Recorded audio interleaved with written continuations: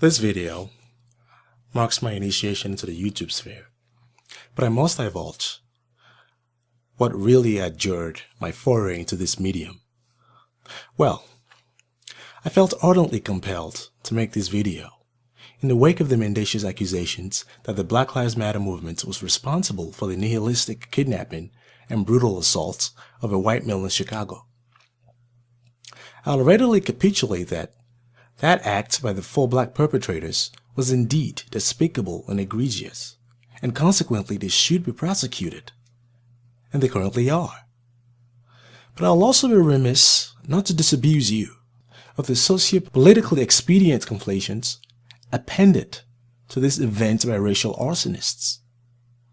We've all heard the vociferous refrain from detractors of the Black Lives Matter movement that all lives matter. What do you mean? And indeed, all lives do matter. But in these particular instances, the Black Lives Matter demonstrators are avowing specifically the racial injustices meted out to blacks in the United States.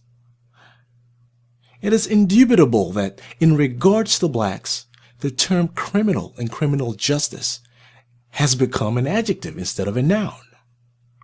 We've all witnessed the insouciant disregard with which police officers summarily execute black suspects. I speak especially of those suspects without visible pernicious weapons. I'll introduce the following empirical paradigms to buttress my perspectives. On Sunday, December 4th, 2016, a Caucasian male, Edgar Madison Welch of North Carolina, opened a fusillade of gunshots in a Washington, D.C. pizza restaurant with an assault rifle, but was somehow miraculously apprehended by police officers without physical harm, even though he was indeed brandishing a deadly weapon with an already demonstrated proclivity for violence or homicide. Can anyone explicate to me or anyone else why such exemplary police work cannot simply be extended to black suspects? Why do police officers suddenly become effete, ineffectual, and timorous when dealing with black suspects? Why are black suspects such as Walter Scott, who are merely fleeing police officers and are often devoid of weapons, summarily executed, while white suspects such as Edgar Madison Welch, who are in fact assailing police officers with deadly weapons, treated with inexplicable magnanimity and given a second chance at life?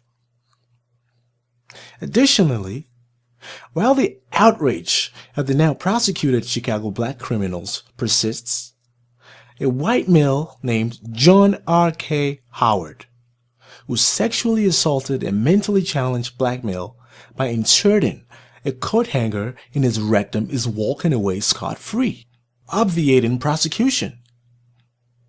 He was just given probation. Now these are the injustices and inequities that the Black Lives Matter movement seek to illuminate and rectify.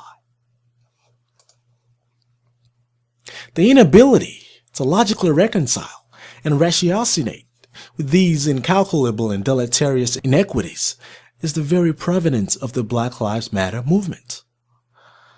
Black Lives Matter is hence not a promulgation asserting the pretentiousness of black lives in juxtaposition to other lives. It is simply a promulgation supplicating and clamoring for the equity of black lives in juxtaposition to other lives. To further demystify, I'll posit the following empirical paradigm. The cheetah is deemed an endangered species vis-a-vis the domestic cat.